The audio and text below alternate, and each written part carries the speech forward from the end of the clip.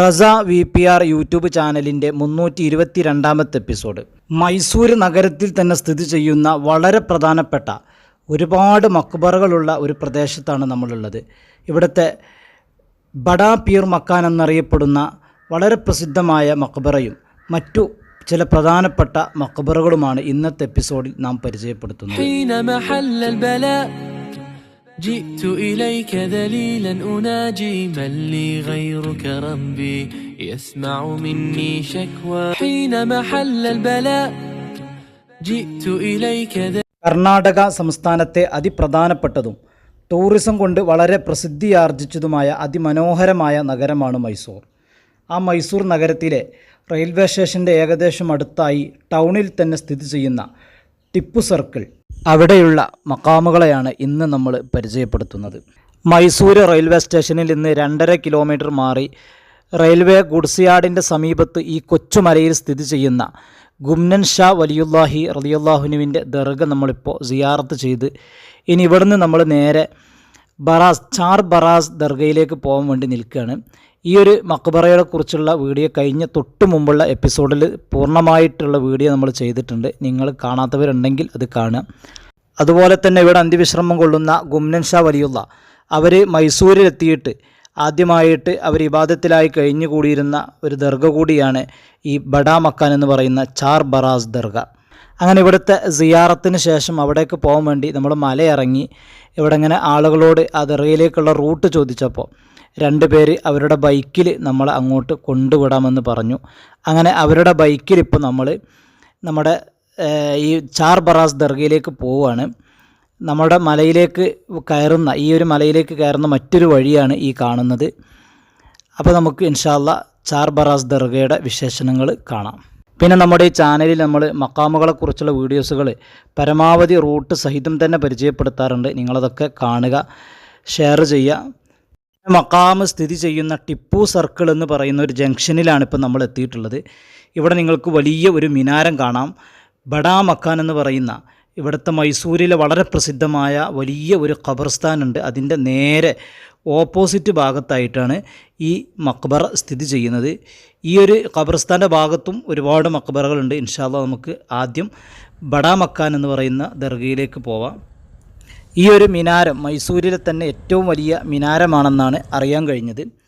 അപ്പോൾ ഇനി നമ്മൾ അതിൻ്റെ തൊട്ടടുത്തുള്ള ഈ ഒരു ഗേറ്റിലൂടെ നമുക്ക് നേരെ മക്ബറയിലേക്ക് ചെല്ലാം.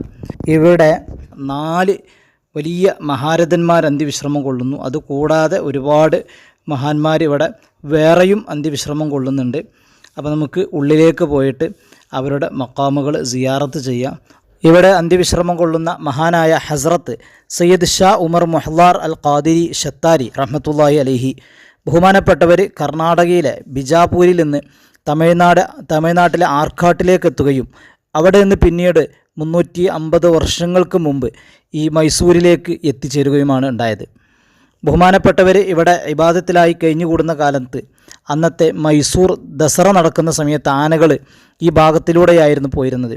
അങ്ങനെ ആനകൾ ബഹുമാനപ്പെട്ടവരുടെ മുമ്പിൽ സലാം പറയുകയും മുട്ടുകുത്തി തല കുനിക്കുകയും ചെയ്തു. ഈ വിവരമറിഞ്ഞ രാജാവ് ബഹുമാനപ്പെട്ടവരെ കൊട്ടാരത്തിലേക്ക് ക്ഷണിച്ചു. അവരുമായിട്ട് സംവദിക്കുകയും അങ്ങനെ അവസാനം അവർക്ക് വലിയ സമ്മാനങ്ങൾ കൊടുക്കാൻ വേണ്ടി തയ്യാറായപ്പോൾ ബഹുമാനപ്പെട്ടവർ അതിനെ നിരസിച്ചു.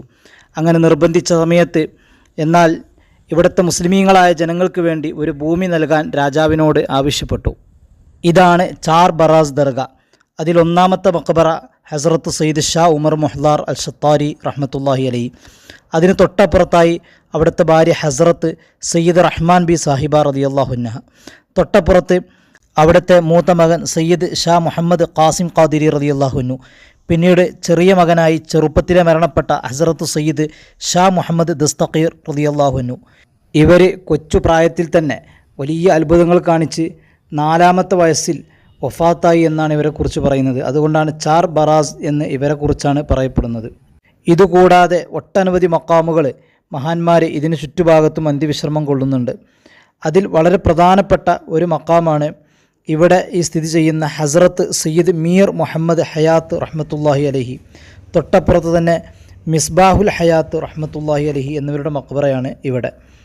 പിന്നെ ഇങ്ങോട്ടൊക്കെ പോയാൽ ഈ ഭാഗത്തൊക്കെ നമുക്ക് ഒരുപാട് മഹാന്മാരുടെ മക്ബറകൾ കാണാൻ സാധിക്കും. അന്ന് രാജാവ് കൊടുത്ത ആ സ്ഥലം ഇന്ന് മൈസൂരിലെ ഏറ്റവും വലിയ ഖബർസ്ഥാനാണ്. നമ്മുടെ മക്കാമിൻ്റെ ഭാഗത്തും ജംഗ്ഷനിൽ നമ്മൾ കാണുന്ന ഈ ഭാഗത്തും വലിയ ഖബർസ്ഥാൻ വിശാലമായിട്ട് ഏക്കറക്കണക്കിൽ സ്ഥലത്ത് പരന്നു കിടക്കുന്നുണ്ട്. ഈ സ്ഥലത്തേക്ക് നമ്മൾ റെയിൽവേ സ്റ്റേഷനിൽ നിന്ന് വരികയാണെങ്കിൽ 100 രൂപയും 80 രൂപയോ കൊടുത്താൽ നമുക്ക് ഓട്ടോറിക്ഷ കിട്ടും. അങ്ങനെ ഇവിടേക്ക് നമുക്ക് എത്താം. അല്ലാതെ ബസ്സിന് വരാൻ പ്രയാസമാണ്. ഖബർസ്ഥാൻ വളരെ ഭംഗിയായിട്ട് എല്ലാവിധ സൗകര്യങ്ങളും സിയാറത്ത് ചെയ്യാൻ ഏർപ്പാട് ചെയ്ത് വളരെ മനോഹരമായ രീതിയിലാണ് ഈ ഖബർസ്ഥാൻ തയ്യാർ ചെയ്തിട്ടുള്ളത്. ഇരിക്കാൻ ഇരിപ്പിടങ്ങളും വഴികളും 8 വഴികളെ ഉണ്ട് എന്നാണ് അറിയാൻ കഴിഞ്ഞത്. അങ്ങനെ ഒരുപാട് സൗകര്യങ്ങളോട് കൂടിയാണ് ഈ ഒരു മക്ബറ സംവിധാനിച്ചിട്ടുള്ളത്. വളരെയധികം പഴക്കം ചെന്ന് ടിപ്പു സുൽത്താൻ്റെ കാലത്തൊക്കെ ഉള്ള ഒരു വലിയ മക്ബറ, ഒരു ഖബർസ്ഥാനാണ്. ഈ ഖബർസ്ഥാൻ്റെ മറ്റൊരു ഭാഗത്ത് ഒരുപാട് മഹാന്മാരുടെ മക്ബറയുണ്ട്. അത് ഈ റൂട്ടിലൂടെ കുറച്ചങ്ങോട്ട് പോയാൽ ഇവിടെ കാണുന്ന ഭാഗത്ത് ഈ ഖബർസ്ഥാൻ്റെ ഒരു ഭാഗത്ത് വലിയ മഹാന്മാരുടെ മക്ബറകൾ നമുക്ക് കാണാൻ കഴിയും. ഞങ്ങൾ എത്തിയപ്പോൾ ഈ മക്ബറ ഓപ്പൺ ആക്കിയിട്ടില്ല. ഞങ്ങൾ നന്ന രാവിലെയാണ് ഇവിടെ എത്തിയത്. 10:30 മണിയാവും ഇത് തുറക്കാൻ. ഏതായാലും ഞങ്ങൾ പുറത്ത് നിന്ന് സിയാറത്ത് ചെയ്തു. ഇൻഷാ അല്ലാഹ് അപ്പോൾ ഈ വീഡിയോ ഇവിടെ അവസാനിക്കുകയാണ്. അടുത്ത വീഡിയോയുമായി അടുത്ത എപ്പിസോഡിൽ കാണാം.